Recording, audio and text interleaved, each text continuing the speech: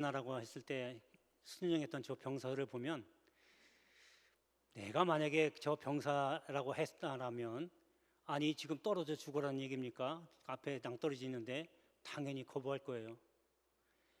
내 생각으로는 도저히 이건 말이 안 되는 거지만 하라고 하니까 순종하는 저 병사들, 하물며 만물의 주인이신 주님께서 하라고 하는데 내 생각에 저건 말도 안 되는 소리라고 거절할 수 있겠습니까? 그게 진짜 온전한 순종입니다. 여러분, 은혜 받기를 원하시잖아요. 예수 믿는 사람들 다 은혜 받아야 될 줄로 믿습니다. 은혜가 없으면 살 수 없는 걸 믿으시기 바랍니다. 은혜 받으려면 무조건 순종하세요. 내 생각이 아니고 이거는 내가 지금까지 경험하고 배워왔던 바가 아니라 할지라도 거기가 아니라고 주님이 명령하시면 그냥 서시고, 가라고 하시면 가면 죽는다 해도 가셔야 돼요. 그게 100% 순종하는 것이고, 그렇게 해야 하나님의 은혜를 여러분 경험할 수 있게 될 줄로 믿습니다. 자, 이제 오늘은 보다 나은 생활이라는 제목으로 말씀을 전하겠습니다. 자, 이제 6.25 전쟁이 일어난 지가 72년, 어저께가 바로 72년이 되는 날이었습니다. 3년간의 전쟁이 일어나고서 전쟁이 끝나고 나서 우리나라는 완전히 초토화가 됐어요. 제대로 남아있는 게 없었고 황폐화가 되었어요. 저의 윗분들은 직접 6.25를 경험하셨지만 이제 제 밑에 아이들은 한 달이 건너서 6.25에 대한 얘기를 하니까 실감이 나지를 않을 거예요. 저도 저희 부모님들한테 직접 6.25 전쟁에 대한 이야기도 직접 들었기 때문에 그 들은 이야기를 우리 아이에게 전하면 좀 실감이 좀 떨어지겠죠. 자, 그때 가장 큰 문제가 뭐였냐면 이제 당장 먹고 사는 게 문제입니다. 너무너무 가난했어요. 그런데 30년 만에 경제가 엄청나게 성장을 했습니다. 1953년에 우리나라 1인당 국민소득이 67달러였습니다. 30년이 지난 1980년에는 1686달러로 상승합니다. 지금 생각하면 뭐 그까짓 하겠죠. 굉장한 성장입니다. 그리고 2021년 작년도 기준으로 해서 우리나라 국민 1인당 소득이 35,000달러가 됐습니다. 무려 500배가 성장한 겁니다. 6.25 끝나고 나서. 이걸 누가 따라잡겠습니까? 미국이 지금 1인당 국민소득이 49,000달러입니다. 일본이 4만 달러 약간 넘고요. 그러면 우리가 이제 비로소 선진국 대열에 들어갔다 그거예요. 6.25 전쟁 이후에 끝나고 나서 제일 먼저 하는 인사가 식사하셨습니까? 밥 먹는 게 급선무였어요. 굶어 죽는 게 다반서였어요. 그리고 아침에 일어날 때 밤새 안생이 주무셨어요. 살아계셨군요, 이 뜻이에요. 그게 인사였어요. 지금은 그런 인사 안 하잖아요. 식사 맛있게 하십시오. 그래서 지금 그렇게 성장을 많이 해서 우리나라가 너무 잘 살게 되었어요. 엊그저께 며칠 전에 우주로 위성 쏘아 올렸잖아요. 100% 우리나라 국산 기술로 해낸 겁니다. 수입한 거 하나도 없어요. 보통 나라들이 그 위성 하나 쏘아 올리려면 최소한 7번, 8번, 한 10번까지는 실패한다고 해요. 우리는 딱 2번 만에 성공했어요. 이제 2031년이면 달에 우주선 쏜다고 합니다, 우리나라가. 그 사이에 7번 더 쏠 계획을 갖고 있고요. 그거 한 번 하는데 몇 조씩 들어갑니다. 이 돈을 다 어디서 나오는 거예요? 우리나라가 그만큼 잘 살게 되었다는 거예요. 그런데 이렇게 육지는 편하게 잘 살게 되었지만 이혼율은 세계 1등입니다. 정신질환자가 날로 늘어가고 있습니다. 왜 이렇게 편하게 살고 잘 살게 되었는데 왜 이런 질병이 올까? 좀 더 옛날보다 더 편하게 더 낫게 살게 되었는데 왜 이런 생활이 들어올까? 오늘 그 해답이 바로 성경에 있습니다. 오늘 어떻게 하는 것이 좀 더 나은 생활을 하게 되는 건지 오늘 말씀을 통해서 함께 은혜를 나누겠습니다. 자, 첫 번째는 즐겁게 사는 생활, 즐거움의 생활입니다. 사람이 살면서 가장 중요한 게 무엇을 하면서 기뻐하고 즐거워하면서 사는가에 따라서 내 인생이 달라집니다. 도둑질하는 것을 즐거워하고 기뻐하면 도둑으로 살게 돼요. 거짓말하는 것을 즐거워하고 기뻐하게 되면 사기꾼으로 살게 됩니다. 반면 누군가를 자꾸 도와주는 것을 기뻐하고 즐거워하게 되면 남에게 유익을 끼치는 유익한 사람으로 살게 되는 겁니다. 여러분, 무엇을 지금 기뻐하고 즐거워하고 쫓아가고 있습니까? 다윗은요, 평생을 하나님을 기뻐하고 즐거워했습니다. 하나님은 변함이 없으세요. 어제나 오늘이나 동일하십니다. 그래서 하나님을 기뻐하고 즐거워하는 사람의 마음은 항상 즐거울 수밖에 없습니다. 여러분, 마음이라는 게요, 눈에 보이지 않잖아요. 그래서 내가 마음을 어떻게 먹느냐에 따라서 내 얼굴 색깔이 달라집니다. 그래서 마음을 악하게 먹고 슬퍼하고 낙담하면 얼굴이 어두워져요. 미워하고 원망하고 불평하고 못마땅해하면 얼굴이 어두워요. 여러분, 여자들 화장물로 커버한다고요? 커버한다고 될 일이 아니에요. 그 화장 자체도 어둡게 돼버려요. 내가 열심히 메이크업 하는 것 같아도 하고 나면 사람들이 딱 보면 벌써 화장이 어두운 걸 알아요. 그건 뭐냐? 바로 당신 마음에 뭔가 문제가 있다, 그 표시예요. 그래서 얼굴로도 나타나고요, 그 다음에 말로도 나타납니다. 말에 뼈가 있거든요. 심지가 곧게 돼 있어요. 여러분, 마음이 편안한 사람은요, 부드럽고 온유합니다. 그래서 얼굴로 나타날 뿐만 아니라 행동으로도 옮겨지게 돼 있어요. 여러분, 그러니까 마음이 참 중요한 거예요. 생명의 근원이 마음에서 난다고 잠언서에 나와 있어요. 내 마음을 더욱 지켜라. 생명의 근원이 이에서 날미니라. 여러분, 눈에 보이는 육을 취하기보다 내 마음을 먼저 다스리시기를 바랍니다. 할렐루야, 할렐루야. 자, 이제 본문을 보겠습니다. 13절입니다. 마음의 즐거움은 얼굴을 빛나게 하여도 마음의 근심은 심령을 상하게 하느니라. 아까 좀 전에 말씀드린 대로 성경에 나와 있는 말씀이고요. 15절에 보니까 고난받는 자는 그날이 다 험악하나 마음이 즐거운 자는 항상 잔치하느니라. 그러니까 마음이 즐거운 자는, 마음을 즐겁게 갖는 자는 항상 즐겁게 산다는 거예요. 그럼 믿음 생활도 이렇게 돼야 돼요. 마음이 먼저 즐거워야 믿음 생활이 즐거운 거예요. 교회 생활 하면 짜증나고 얼굴 붉히고 저 사람 보기 싫고, 여러분, 이렇게 신앙생활 하면 밖에 나가서도 똑같은 거예요. 안에서 깨진 바가지가 밖에 나가서도 안 깨지겠어요? 그러니까 신앙생활부터 즐겁게 하란 말이에요. 그러니까 마음을 즐겁게 가져야 돼요. 하나님을 기뻐하라는 얘기예요. 여러분, 지금 당장 나를 못 살게 하고 내 입맛에 맞지 않은 사람들이 있어요.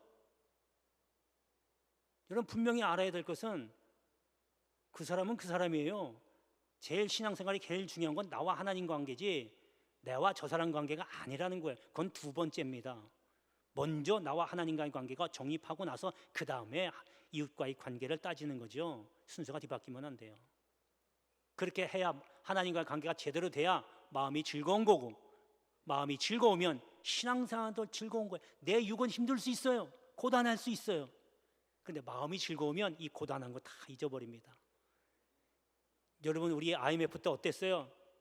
너무 힘들었잖아요. 온 국민이 금파느라고 다 정신없었어요. 여기저기서 회사가 다 문을 닫고 사람들이 다 실직자가 되고, 그 어려울 때 어떻게 살아갈까 한숨 푹푹 쉴 때 집에 들어오면 그러잖아요. 아이들이, 아빠 힘내세요, 우리가 있잖아요. 여러분, 그 아이들을 보면 어떻게 돼요? 하루 종일 힘들었던 게 그 아이들 보면 힘이 나고 회복이 되잖아요. 여러분, 그 모습 보면 이제 교회 와서 하나님 보면 기뻐하면 신앙생활도 그렇게 기쁘게 될 줄로 믿습니다. 할렐루야. 자, 두 번째는 경외하는 생활입니다. 마태복음 10장에 보면 예수님이 이렇게 말씀하십니다. 몸은 죽여도 능히 죽이지 못하는 사람들을 두려워하지 말고 오직 몸과 영혼을 지옥에 멸하시는 이를 두려워하라, 이렇게 기록하고 있습니다. 여기서 두려워하다는 얘기는 바로 경외하다는 얘기예요. 그러니까 하나님을 경외한다는 얘기는 하나님을 두려워하는 얘기고, 하나님을 두려워하는 사람은 사람을 두려워하지 않습니다. 반면에 사람을 두려워하는 사람은 하나님을 두려워하지 않아요. 뭐가 차이가 나요? 당연히 하나님을 두려워하는 사람은 하나님을 경외할 수밖에 없고 경건한 생활을 할 수밖에 없어요. 여러분, 혼자 있는데 너무 탐스러운 게 딱 눈앞에 있어요. 보는 사람 아무도 없습니다. 안에 금이 몇 킬로짜리 무거운 금이 그 가방 안에 있는데 아무도 없어요. 여러분, 그냥 가지고 나가면 그냥 끝나는 거예요. 보는 사람이 없으니까. 그리고 시침이 딱 띄면 돼요. 이거 내 거야. 여러분, 그러면 마음이 편합니까? 사람은 속일 수 있어도 하나님은 절대로 못 속입니다. 하나님은 위에서 여러분들 하는 것 하나하나 다 듣고 보고 계시니까요. 입술로 혼자 내뱉는다도 그 말이 다른 사람한테는 안 들려도 하나님은 듣고 계시는 거예요. 여러분, 분명히 성경의 원리는 여러분들의 행동한 것들이 다 행위의 책에 기록된다고 그랬어요. 그러니까 하나님을 두려워하지 않는 사람은 사람을 두려워하는 거예요. 사람 보기에 잘 보이려고 하는 거예요. 반면에 하나님을 이걸 알고 하나님을 두려워하니까 내가 혼자 있어도 저걸 내가 도둑질하면 내가 벌 받는다는 걸 알아요. 심판의 대상이 된다는 걸 알아요. 아무도 없어도 그걸 손대지 않습니다. 그러니까 그런 사람은 자동적으로 경건의 생활을 할 수밖에 없는 거죠. 자, 이제 본문을 한번 보겠습니다. 본문의 16절에 보면 가산이 적어도 여호와를 경외하는 것이 크고 부하고 번뇌하는 것보다 나으니라. 여러분, 이게 무슨 얘기냐면요, 그러니까 결국은 재물보다 사랑이 더 귀하다는 거예요. 여러분, 돈을 사랑하는 게 일만하게 뿌리라고 그랬잖아요. 이건 재물을 사랑하는 것이 막의 근원이 된다는 거예요. 그래서 여러분, 무엇보다도 사랑하시길 바랍니다. 그리고 경외하시길 바랍니다. 할렐루야, 할렐루야. 자, 이제 마지막 세 번째는 사랑하는 생활입니다. 사도 바울이 젊은 목회자 디모데에게 세상 징조에 대해서 세상 말세의 징조에 대해서 말합니다. 이제 세상 끝날이 되면 사랑이 식어진대요. 자기밖에 모른대요. 남은 전혀 신경도 안 쓰고 오직 자기 배만 채우면 된대요. 주님도 그런 말씀하셨거든요. 지금 그렇게 돼가고 있죠. 이게 바로 뭐냐면 이기주의입니다. 나만 잘 되면 돼, 나만 아니면 돼, 이기주의. 그리고 돈을 사랑합니다. 돈이 최고다, 돈이 모든 걸 다 해결할 수 있다라고 하는 배금주의입니다. 또 세 번째는 쾌락 사랑하는 것을 하나님보다 더 사랑하는 거예요. 너무너무 좋아하는 겁니다. 내 육신이 좋거든요. 너무 좋아하거든요. 기뻐하거든요. 너무너무 편하거든요. 하나님은 이거 하지 마라, 저거 얼마나 힘들게 하는지 몰라요. 담배 피지 말라, 술 먹지 말라, 주일날 와서 꼭 예배 지켜라, 어디 주일날은 놀러 가지도 말라. 하지 말라는 게 왜 이렇게 많아요? 하라는 것도 왜 이렇게 또 힘들어요? 기도하라, 감사해라, 기뻐해라, 너무너무 힘들어요. 근데 세상에서는 다 괜찮아, 와서 즐겨. 여러분, 그래서 천주교는요, 제사도 허락하고요, 술, 담배 피는 거 다 허락해요. 그래서 다 그거 싫어서 떠난 사람들이 다 천주교라 가는 거예요. 그게 쾌락주의입니다. 이 세 가지가 자기 중심에서 나오는 겁니다. 자기밖에 모르는 그런 의식 속에서 나오는 세 가지가 세상 말세의 징조입니다. 그래서 베드로 사도도 때가 걸수록 더욱더 힘써서 사랑하라고 그랬어요. 여러분, 이제 본문을 봅니다. 본문의 17절입니다. 채소를 먹으며 서로 사랑하는 것이 살찐 소를 먹으며 서로 미워하는 것보다 낫다 그랬어요. 여러분, 무엇보다도 재물이 우리가 사는 데 필요하지만 그 이상의 것을 자꾸 탐하려고 하면 화를 자초할 수밖에 없어요. 여러분 하나님이 여러분들 굶기게 하신 적이 있습니까? 하나님이 여러분들에게 못 먹게 한 적이 있겠습니까? 못 먹게 한다고 해서 여러분 굶겨서 죽게 하실 적은 한 번도 없습니다. 단지 우리가 더 맛있는 거, 더 좋은 거 누리려고 하다 보니까 하나님께 불만이 생기는 거예요. 주신 것에 감사하시기 바랍니다. 여러분, 오늘 제가 새벽에 강해를 하면서 느낀 겁니다. 40년 동안 이스라엘이 광야 생활하면서 얼마나 하나님 앞에 원만 불평했어요. 정말 내가 그 입장이라면 다시는 안 쳐다볼 거예요. 한두 번도 아니고 40년 동안, 40번도 아니고 40년 동안 내내 하나님께 원만 불평합니다. 그렇다고 하나님이 뒷짐진 것도 아니고 필요할 때마다 먹여주시고 물도 나오게 하시고 메뚜기도 먹여주시고 얼마나 많은 것을 챙겨주셨어요. 그래서 40년 동안 생활하면서 단 한 번도 옷이 헤어지거나 신발이 뜯어진 적이 한 번도 없어요. 그러면 그 정도면 감사해야 되잖아요. 그런데도 그것이 부족해서 먹을 것 없다 불타발하고 마실 것 없다 불평하고, 그런데 더 중요한 거는 그렇게 원망 불평을 40년 동안 해가면서도 하나님께서 절대로 이스라엘을 버리지 않으셨다는 거. 왜요? 하나님 사랑하시니까, 그리고 택하셨으니까, 내가 너희 백성을 통해서 내가 뜻을 세우겠다고 작정하셨으니까. 여러분들은 그 아브라함의 영적인 아브라함의 후손 이스라엘입니다. 하나님이 여러분을 택하셔서 비록 여러분 하나님께 원망하고 못마땅해하고 불평하지만 하나님은 여러분들이 다시금 원위치로 제대로 돌아오기를 기다리며 지금도 기다리고 계십니다. 그건 여러분들을 너무너무 사랑하시기 때문에 그렇습니다. 하나님은 절대로 여러분들에게 등을 돌리지 않습니다.